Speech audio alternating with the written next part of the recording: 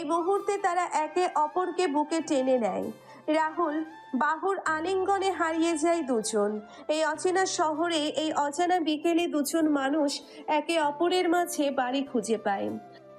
অন্যদিকে সাহেব যেন আরো হিংস্র হয়ে উঠছে। তার অফিসে নতুন করে তল্লাশি চলছে, কিন্তু সে ঠিকই টের পায় যে কেউ তার পেছনে লেগে আছে। রবিনা, তুই আমাকে ঠকাচ্ছিস? সাহেবের ডেস্কে রাখা ফোনটা তখন রেকর্ড করছিল। রুবিনা দূর থেকে শুনছিল সাহেবের স্বর। সে পুলিশের কাছে কিছু অডিও পাঠিয়ে দিল। এবার তোর মুখোশ খুলবেই সাহেব। নতুন শহরে রাহুল আর স্মিতা নিজেদের পরিচয় বদলে ফেলেছে। এখন তারা রোহান আর সিমি দুজনেই একটা বইয়ের দোকানে অস্থায়ী চাকরি নিয়েছে। সকাল থেকে সন্ধ্যা অবধি তারা বইয়ের গন্ধে মিশে যায়। কিন্তু একদিন দোকানে ঢুকেই রাহুল চমকে ওঠে। তার সামনে দাঁড়িয়ে এক অচেনা লোক, চোখে কালো চশমা, মুখে হালকা হাসি। তুমি কি রোহান? এখানেই কাজ করো? হ্যাঁ বলুন। আমি একটু তোর সঙ্গে বাইরে কথা বলতে চাই। রাহুলের বুকের মধ্যে চিনচিন করে কাঁপে। স্মিতাকে ইশারায় সাবধান হতে বলে। সে লোকটার পিছু নেয়। বাইরে এসে লোকটা বলে, কেউ তোমাদের খুঁজছে খুব কাছ থেকে, সাবধানে থেকো। লোকটা নাম না বলেই চলে যায়। রাহুল আবার ভেতরে ঢোকে। স্মিতা চিন্তিত মুখে তার দিকে তাকায়। কে ছিল? এমন দেখতেছিস কেন? আমাদের নতুন করে ভাবতে হবে, ওরা খুব কাছেই পৌঁছে গেছে। অন্যদিকে সাহেব তার ডান হাত জাহিদকে পাঠিয়েছে শহরে রাহুলদের ট্রেস করার জন্য। রবিনা এখনো সাহেবের আশেপাশে ঘুরছে, তার বিশ্বাস অর্জনের অভিনয় চালিয়ে যাচ্ছে। রবিনা, তুই কি এখন ওদের ঠিকানা বের করতে পারিস নাই? আমি তোকে ভালোবাসি সাহেব, আমার আর কিছু দরকার নাই। স্মিতা এক সন্ধ্যায় দোকান থেকে ফেরার সময় হঠাৎ পেছন থেকে কেউ তার মুখ চেপে ধরে। একটা পরিত্যক্ত গলিতে টেনে নিয়ে যায়। চোখে আধার, গলায় আতঙ্ক। রাহুল। কিন্তু সেই হাতটা হঠাৎ আলগা হয়ে যায়। চোখ খুলে দেখে রাহুল দাঁড়িয়ে আছে সামনে, আর অপরিচিত লোকটা নিচে লুটিয়ে। রাহুলের হাতে একটা কাঠের ছাতা, রক্ত লেগে গেছে।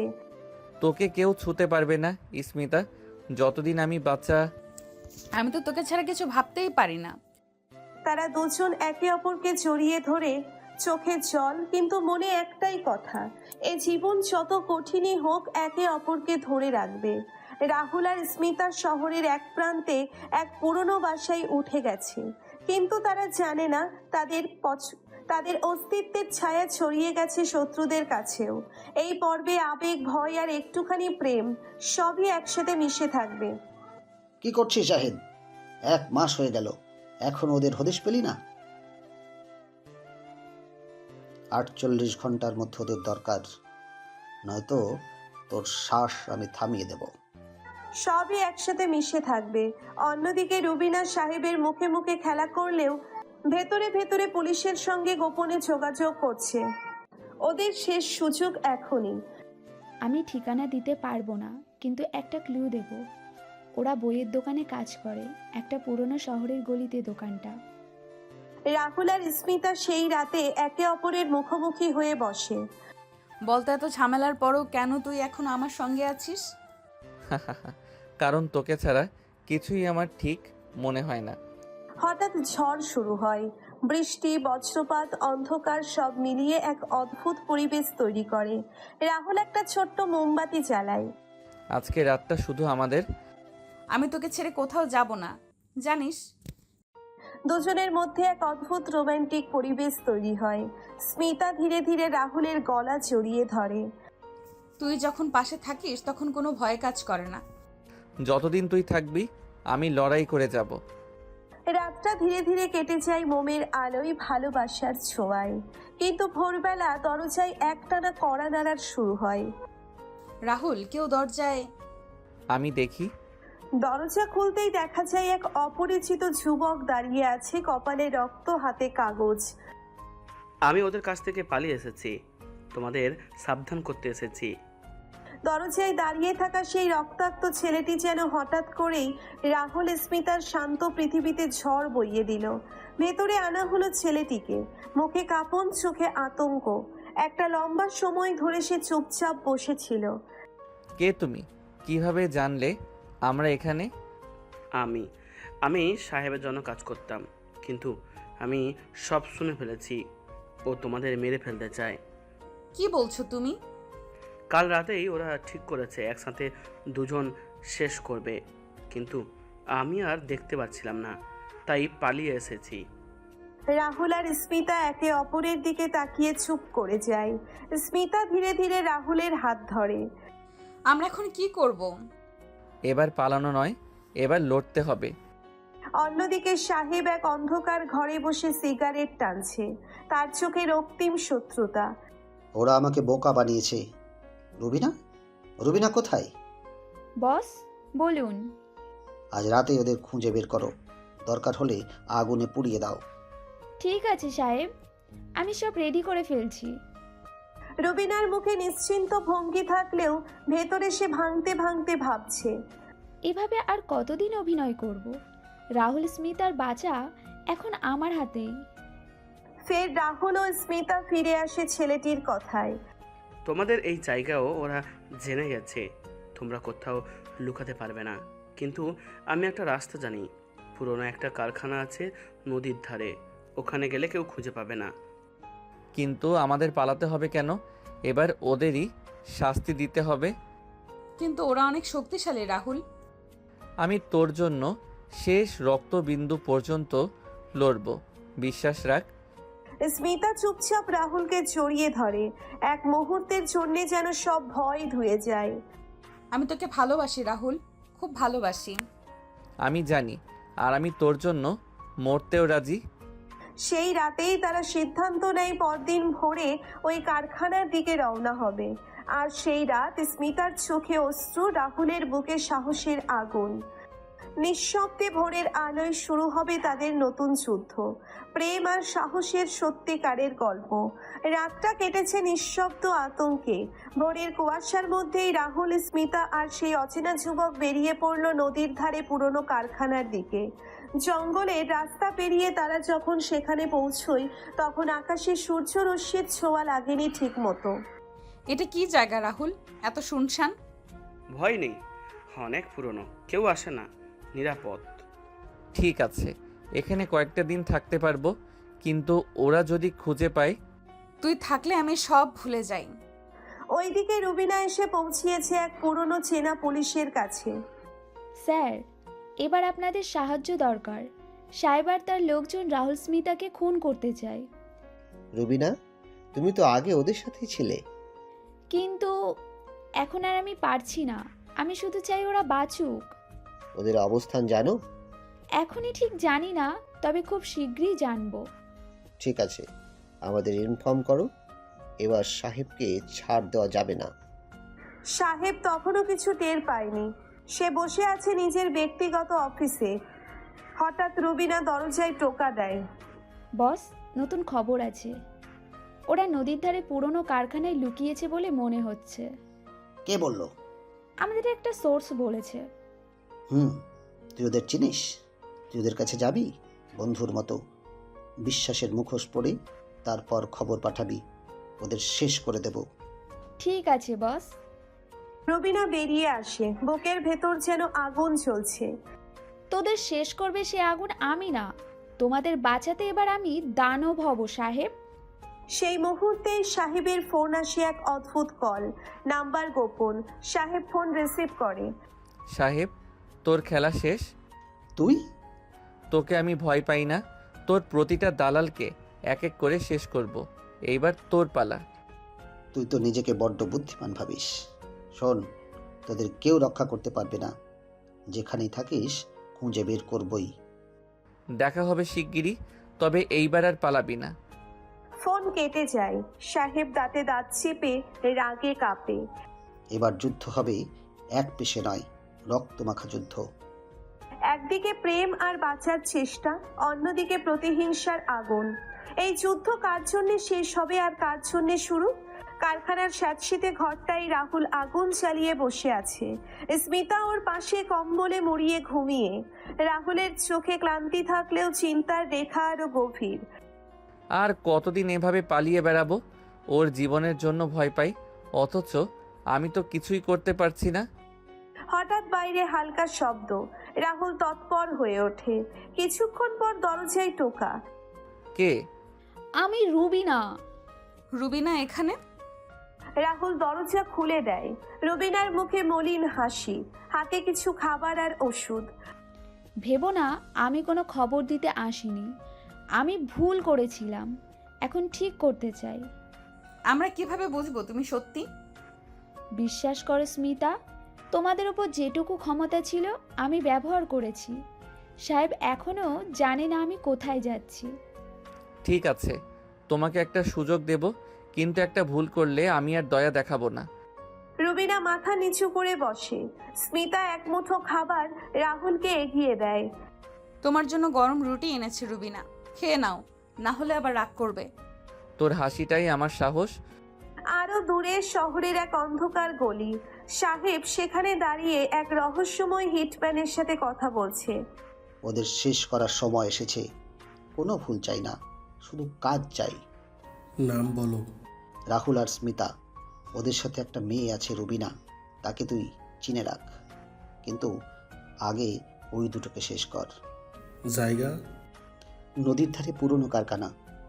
কাল রাতের মধ্যে কাজ শেষ। একই সময়ে কারখানার মধ্যে স্মিতা আর রুবিনা কিছু কাপড় শুকাতে দিচ্ছে। রুবিনা, একটা কথা বলি, তুমি যদি সত্যিই আমাদের বন্ধু হও তাহলে তোমার সাহায্য ছাড়া আমরা বাঁচতে পারবো না। আমি পাশে থাকবো, যা করেছি তার প্রায়শ্চিত্ত করতে চাই। তারা বুঝতে পারছে না যে রাতটা শুধু অন্ধকার নয়, রক্তাক্তও হতে চলেছে। হিটম্যান তখনও এক নাগারে পথ চলছে। তার চোখে ভয় নয়, বরং হিম শীতল নিষ্ঠুরতা। নিঃশব্দে বিশ্বাসের মুখোশ অনেক সময় ছুরির চেয়েও ধারালো হয়।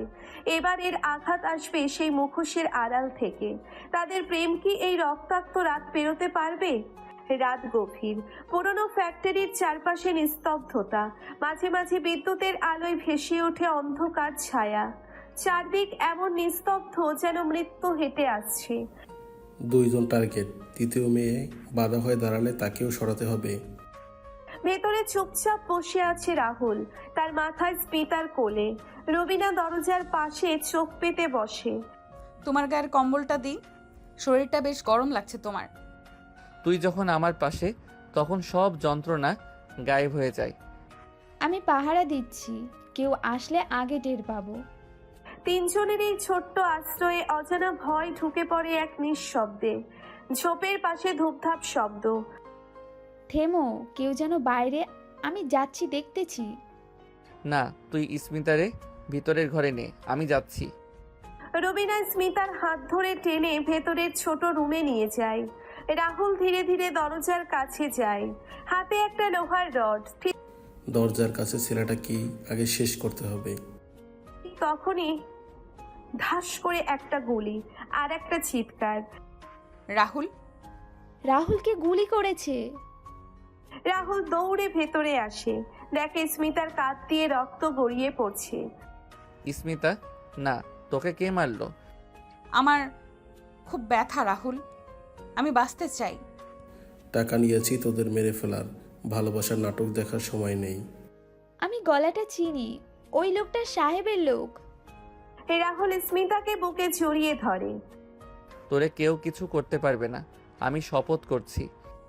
তুই যদি পাশে থাকিস আমি কিছুতেই হার মানবো না। হিটম্যান আবার গুলি ছোড়ে। এবার রুবিনা পেছন থেকে ঝাঁপিয়ে পড়ে, ছুরি দিয়ে আঘাত। বিশ্বাসঘাতক। তোদের মতো শয়তানদের হাতে প্রেমের মানুষ মরতে পারে না। হিটম্যান পালিয়ে যায়। রাহুল দ্রুত স্মিতাকে কোলে তুলে নেয়। আমি তোকে হাসপাতালে নিচ্ছি, এবার যদি কিছু হয় আমি বাঁচবো না। তুই যেহেতু আছিস আমি মরবো না রাহুল। রক্তে ভেজা চাদর, কাপা হাত, চোখের জলে ডুবে থাকা দুটি মুখ। প্রেম আজ এক ভয়ঙ্কর শপথ নেয়, আর এই শপথ রক্তে লেখা প্রতিশোধে পূর্ণ হবে। রাতের অন্ধকারে যখন শহর ঘুমিয়ে পড়েছে, তখন এমার্জেন্সি গেট দিয়ে ঢুকছে একটা গাড়ি। স্মিতার চোখ অর্ধেক বন্ধ। রাহুলের হাত তার বুকের ওপর, যেন প্রেম আর আতঙ্ক একসাথে বইছে। ছেলেটি নার্সিং স্টাফকে ডেকে বলল, ভর্তি করো, রক্তক্ষরণ বেশি হচ্ছে। প্লিজ ডাক্তার, ওকে বাঁচান, আমার সব কিছুই ও। তুই পাশে থাকলেই আমি শক্ত থাকতে পারি। আর কিছু চাই না রাহুল। অপারেশন থিয়েটারে নিয়ে যাওয়া হলো স্মিতাকে। রাহুল বসে আছে করিডোরে। তখনই রুবিনা ধীরে ধীরে এগিয়ে আসে। সাহেব এবার শেষ, আমি তার বিরুদ্ধে যাবতীয় প্রমাণ নিয়ে এসেছি। সাহেবকে এবার গুড়িয়ে ফেলতে হবে। এতটা নিচে নামলে মানুষ নয়, জানোয়ার হয়ে যায়। অন্যদিকে সাহেব তার ম্যানশনে রেগে ফুঁসছে। ঘরে আগুনের মতো উত্তেজনা। ওই হিটম্যানের ছেলেকে আমি নিজেই শেষ করব। মেয়েটা বেঁচে আছে জানলে আমার গদি টিকবে না। সেই মুহূর্তে দরজার বাইরে কে যেন নক করে। সাহেব উঠতেই দরজা ভেঙে ঢোকে একদল লোক। সামনে রাহুল। তুই তুই এখানে কিভাবে এলি? যেখানে থাকিস আমি খুঁজে নেব। তোর ফ্যাক্টরির নিচের সব ভিডিও ক্লিপ এখন আমার হাতে। তোরা কিছুই করতে পারবি না। আমি পারবো, তোর এক একটা অকর্ম আমি পুলিশকে দিচ্ছি। আর এটা শেষ নয়। সাহেব পালাতে চায়, কিন্তু তখনই রাহুল সামনে এসে দাঁড়ায়, চোখে জ্বলন্ত আগুন। তোকে আমি আইনেই ধরবো সাহেব, কারণ তুই আমার ভালোবাসাকে গুলি করেছিস। তোর ওই পিচ্ছি মেয়েটা কি তোর জন্য মরেছে? না, ও আমার জন্য বাঁচবে, আর তুই জেলের ভেতর পচবি। সাহেব গ্রেপ্তার হয়। মুখ থুবড়ে পড়ে তার সাম্রাজ্য। গর্ব আর অহংকার হারিয়ে যায় রাহুলের ভালোবাসার কাছে। রাত পেরিয়ে ভোর। হাসপাতালের দরজা খুলে বেরিয়ে আসে ডাক্তার। আমি ওর মুখটা দেখবো একবার। তুই এসেছিস? আমি সব ছেড়ে তোর কাছে এসেছি, আর কিছু চাই না, শুধু তুই থাকলেই হয়। হাসপাতালের সেই সাদা ঘরটায় সূর্যের আলো এসে পড়ছে জানালার ফাঁক দিয়ে। স্মিতা বিছানায় শুয়ে আছে, মাথায় ব্যান্ডেজ, হাতে স্যালাইন ঝুলছে। পাশে চুপচাপ বসে আছে রাহুল, চোখে নিঃশব্দ ভালোবাসা। রাহুল তুই এখানে সারাত জেগে আছিস বুঝি? তোকে রেখে ঘুমাবো কিভাবে? তুই তো আমার প্রাণ। তোর মুখটা দেখলেই মনে হয় আমি বেঁচে আছি। এখন থেকে আমি তোকে কখনো একা হতে দিব না। সাহেবের মতো নরকের লোকদের থেকে তোকে আগলে রাখবো। সেই মুহূর্তে দরজা খুলে রুমে ঢোকে রুবিনা, হাতে কফির কাপ। হ্যালো লাভবার্ডস, কফি না খেলে শরীর চলবে? আপু তুমি সব ম্যানেজ করলে? সাহেব এখন পুলিশ হেফাজতে, সব প্রমাণও দিচ্ছি। মিডিয়াতেও মুখ খুলবো। এই শহরের মেয়েরা কাঁদবে না আর। রুবিনা, তুই না থাকলে এইসব কিছু হতো না। আমি শুধু সাহস দিয়েছি, বাকিটা তোদের ভালোবাসা করলো। রাহুল একটু সামনে এগিয়ে এসে স্মিতার বিছানার পাশে হাঁটু গেড়ে বসে। স্মিতা, একটা কথা ছিল। বল, ভয় পাইস না। আমি তোকে বিয়ে করতে চাই। তুই কি আমাকে পুরো জীবনের জন্য পটিয়ে নিবি? আমি তো শুরু থেকেই তোরই ছিলাম, আছি আর থাকবো। সত্যি? আমার জীবনের সবচেয়ে সুন্দর অত্যাচার তুই, তাই তো এই অত্যাচার আমি আজীবন চাই। রুবিনা জানালার পাশে দাঁড়িয়ে চুপচাপ দেখছে। ভেতরটা শান্তিতে ভরে যাচ্ছে যেন। রাহুল স্মিতার হাত ধরে। এবার তোর সুস্থ হয়ে উঠতে হবে, তারপর আমাদের নতুন জীবন শুরু হবে। নতুন জীবন যেখানে শুধু তুই আর আমি। বাহিরে পাখির ডাক, সূর্যের আলো গায়ের ওপর। সময় যেন বলছে এই প্রেম কোনো পিচ্ছি ব্যাপার নয়, এটা এক চিরন্তন বন্ধন। হাসপাতাল থেকে ছাড়া পাওয়ার 3 দিন পর রাহুল আর স্মিতা একটা সিএনজিতে বসে রওনা দিল রাহুলের বাসার দিকে।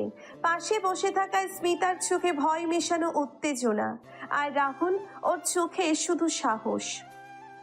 রাহুল, তোর মা যদি আমাকে না পছন্দ করে? পছন্দ না করলেই করব। একসময় আমাকেও তো ভালোবাসতে শেখাইছিল, তোকেও শিখে নিবে। আমি যদি ভয় পাই? ভয় পাইলে আমার হাতটা ধরে থাকবি, সব পার হয়ে যাবি। বাসায় ঢুকতেই রাহুলের মা রান্নাঘর থেকে বেরিয়ে এলো, সাদা শাড়িতে, গম্ভীর মুখ।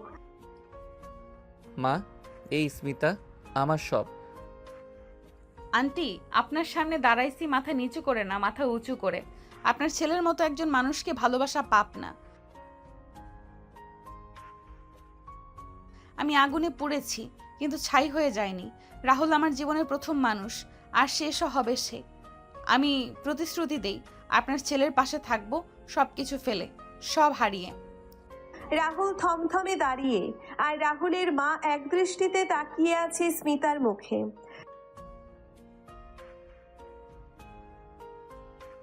আমি আরেকবার বাঁচার সুযোগ খুঁজেছিলাম, আপনি সেই সুযোগ দিন। রাহুলের মা আর কিছু না বলে ভেতরে চলে গেল। রাহুল এক টানে স্মিতাকে জড়িয়ে ধরল। তুই করে ফেললি, মার চোখের ভাষা আমি চিনি।